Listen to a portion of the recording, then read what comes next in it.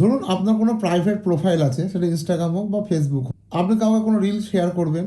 এবার সে যখন relay click করবে বা রিলের ওই লিঙ্কে ক্লিক করবে, আপনার প্রোফাইলটা কিন্তু ওপেন হয়ে যাবে তার সামনে। এবার আপনি যদি না চান সে ওই রিলে যখন ক্লিক করবে আপনার প্রোফাইলটা তার কাছে না শো হোক বা সে আপনার প্রোফাইলটা সে দেখতে না পাক, সেটা কি করে করবেন?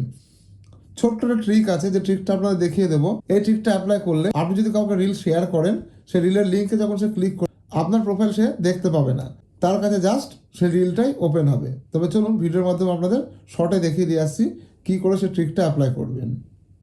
ধরুন আপনি যখন কাউকে রিল শেয়ার করছেন তখন আপনি কী করেন, এই শেয়ার বাটনে ক্লিক করে আপনি যে কপি লিঙ্ক করে দেন। কপি লিঙ্ক করার পরে হোয়াটসঅ্যাপটা খুললাম, হোয়াটসঅ্যাপটা খুলে দেখুন ধরুন এই অ্যাকাউন্টে আমি লিঙ্ক শেয়ার করব।